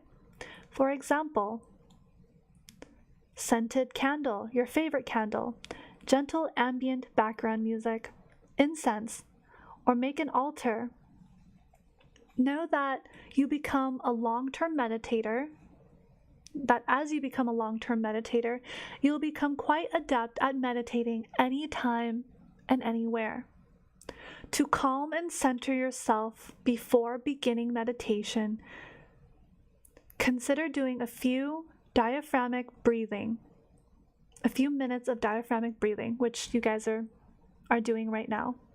You're focusing on your breath as you're listening to me read this passage. This begins the process of quieting the overactive mind and calming the nervous system. Yeah? Okay. Make yourself feel comfortable, preferably with your spinal column in alignment, whether lying down, seated on the floor, or sitting in a chair. If you feel comfortable, you can begin to close your eyes. So you can close your eyes if you would like. Your brain will more readily be able to stop processing information coming from the senses and begin to concentrate. So, for those of you with a sentence or a word, begin saying your mantra, the sentence, or chosen word to yourself. You can say it out loud in a whisper if that helps you connect with the word. You can say it in your mind. And depending on the mantra, you can say it to yourself as you're breathing out. If it has more than one symbol or syllable, you can breathe the first part of it on the inhalation and then the second part of the syllable on the exhalation if it has 2 syllables. This rhythm helps you focus. Repeat it again and again and again. For those of you who are breathing, really focus on your breath. Where is it going? Where does it start? Starts in your nose, in your mouth. It goes down into your throat, down into your lungs, down into your diaphragm, sometimes even into your belly, and back up that channel. And all the while, it's delivering oxygen to your body throughout all of your systems in your body, right? The muscle tissue.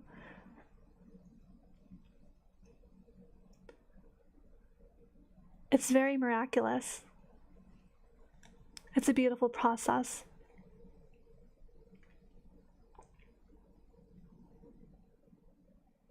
So this is where your concentrative effort will take place.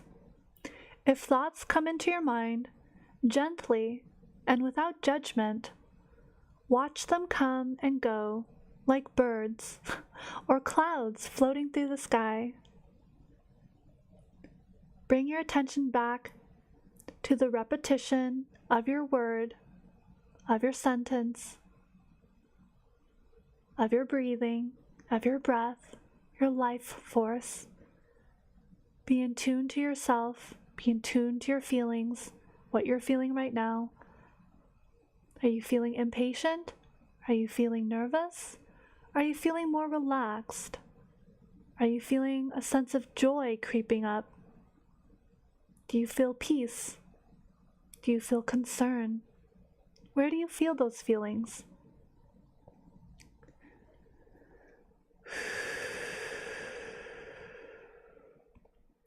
The mind may continue to distract you with thoughts. It's not wrong. It's just the nature of the mind. Keep coming back to what you're focusing on. I am strong. I am breathing. I am well. I am at peace. These are the positive energies that you want to cultivate in your practice. These are the intentions that you want to set for yourself. In this practice, you are the one that is reaffirming your statement and your breathing. You are strong. You are well. You are okay. You are trying your best.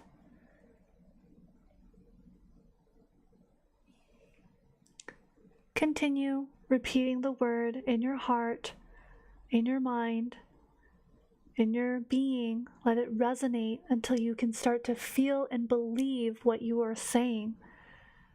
It's okay if emotions come up. It's okay if it feels scary. Remember to breathe. Surrender to the feelings. Accept that this is where you're at. Validate what you're saying to yourself. Truly believe what you're saying to yourself because it is true. And if you're breathing, continue breathing, following the channel, the path of your breath as it goes into your body and as it leaves when you exhale. And as the breath leaves, you don't need to be attached to what is leaving you. Send it off well with loving kindness, bright, positive energy. Thank the universe for the breath. Thank the universe for the oxygen, for the inhalation and the exhalation. Welcome things as they come and go. Welcome yourself as you are now in this present moment with yourself. Honor yourself. Honor this beautiful moment that you have created for yourself.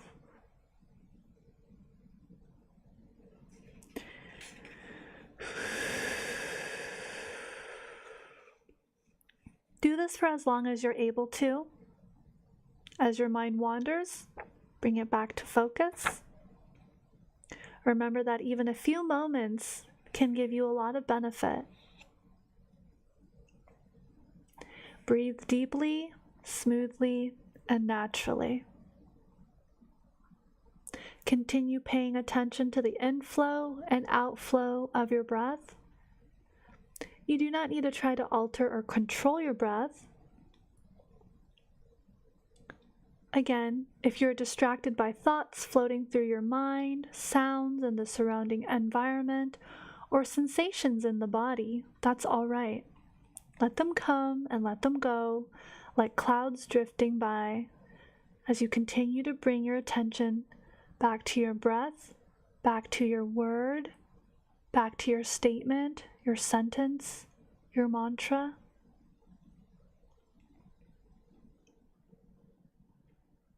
Very good. You guys are doing an excellent job.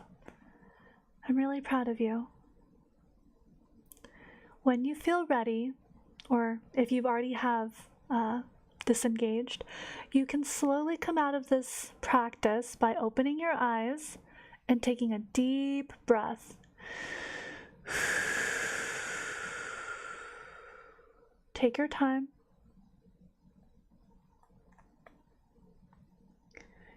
And recognize your body. Recognize your posture. Did it slump down? Are you still in the same position as you were before? Do you feel any aches and pains? And how will we be addressing those aches and pains after this meditation? In the future, you can also get cushions to help support your lower back if that's something that's needed for you. When you're ready, stretch a little bit. Stretch your arms, wiggle your toes, rotate your ankles, stretch, try to touch your toes, right? Stretch a little bit. Feel back into your body. Ground yourself in your body. Feel possibly lighter than you were. Feel more relaxed. And when you feel ready, at your own pace, you can let me know and share your experience if you want to. If you don't want to share your experience, that is okay, because it is very personal. It is deeply sacred. It is always an honor to hold this space for you. Maybe reflect on your experience, if anything came up for you, if it was easy, if it was difficult. But go slow. Don't rush to try to answer. Right? Just recognize that peace, that serenity, that silence, that stability for just a moment longer. And try to hold on to it. And remember and know that you can always access this space of peace, the space of clarity, the space of happiness and focus.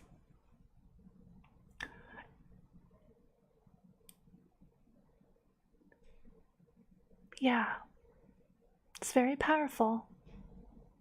And you're not alone. I'm here with you. So if you do feel comfortable sharing, you're welcome to share your experience. But again, don't feel that you have to urgently, express the feeling either, because sometimes the experiences we feel during meditation, sometimes it doesn't come to us in words.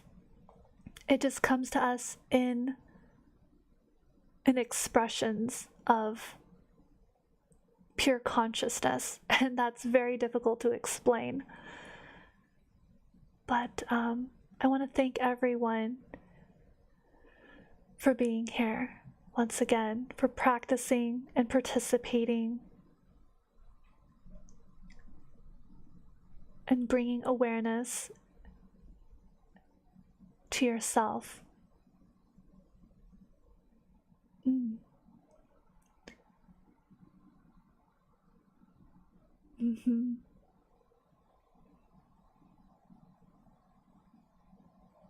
Mm-hmm. For what you were able to focus on, it was empowering. Okay. And that's good enough. No judgments here. It's a start. It is a start.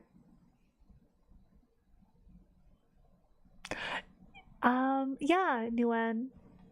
So, Nguyen, you're bringing up an excellent point in that when you meditate and then you quickly switch to a task, your body's going to tense up because it was in a very relaxed state. That's why I said not to rush to another task and not to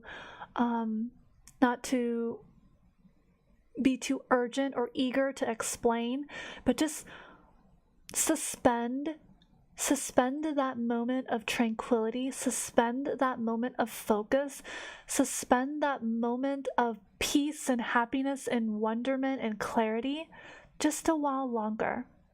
Go slow, and then slowly kind of work back into your body, stretch a little bit, right? Yeah, bathe in the tranquility, absolutely. Yeah, so Nguyen, it sounds like you can kind of see the difference. As soon as you switch to a task right away, your body tensed up, right? That's a clear sign that there's an effect here, right? Mm-hmm. Mm-hmm. Yeah. Yeah, try to suspend that. Hold on to that moment just a while longer, right? Don't let me rush you, right? I have plenty of time. I don't mean to rush you.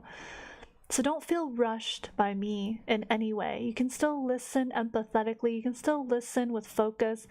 Heck, you can still continue breathing a few more breaths, saying the mantra in this state of mind, and see if you can still connect to that space, that silence. If you want to call it a sacred space, it is very personal, right? Yeah. But by no means let me rush you in any way. Like don't let me be the one to facilitate your peace, right?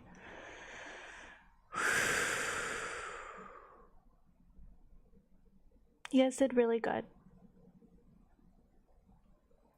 Yeah. Remember, you can access this anytime, really. This is your power. This is within your means to cultivate. This is within your power to practice. And if you need guided meditation, look up some guided meditation material that you resonate with. Maybe there's a voice that you enjoy. Maybe there's a series that you like. It'll be a little while before I can create meditation readings for you guys to follow. That'll be much later, as I don't have a script and I'm still working on a lot of other things behind the scenes, and it's a slow process, and there's just one of me, and yeah, I'm just trying to take it easy and not burn myself out as well. So yeah, I hope that was a good experience for everyone. I hope nothing too triggering or nothing too strange or unfortunate like happened during your meditation. I hope it provided some comfort. If it made you sleepy, I don't blame you. It is evening time, but that's a good way to wind down for the evening, right? If you feel tired, that's okay. You know, maybe it's time to go to sleep. Yeah. So, thank you for doing this meditation practice with me. Yeah, I'm glad to hear this positive feedback. You do feel more relaxed now, Toaster? That's great. Oofer, it's only 9 p.m.? Okay, that's not too bad. It's not too bad. Where are my glasses? My glasses are right here, on my face. I just put them on because you said so. There they are. Alright, I have my glasses on.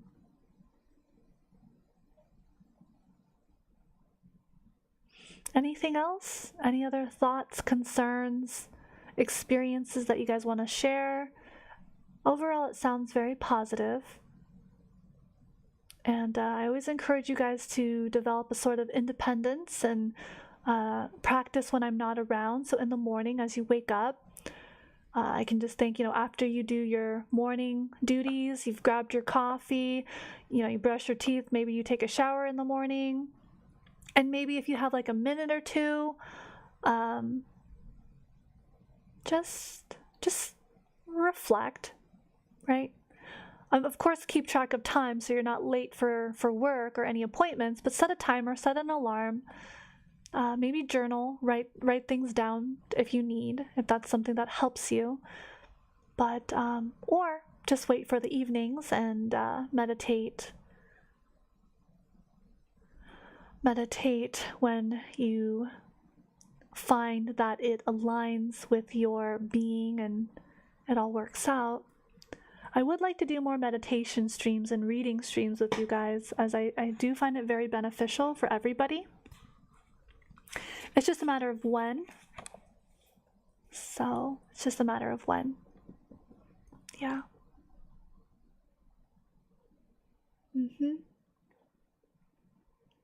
Yeah, they're very great. What I'll do is today I'll go ahead and timestamp this VOD. I'll timestamp this VOD so that if you guys want to jump back to the start of this meditation practice, you can re-listen to it. It'll be available. Whether you actually use it or not doesn't really matter. It's just going to be there.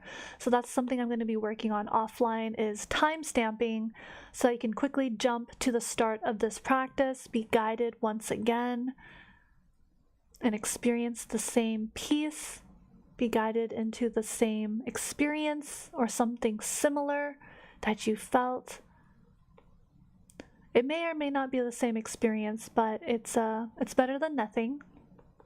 Like I said, the meditation material that I have is gonna probably be much later.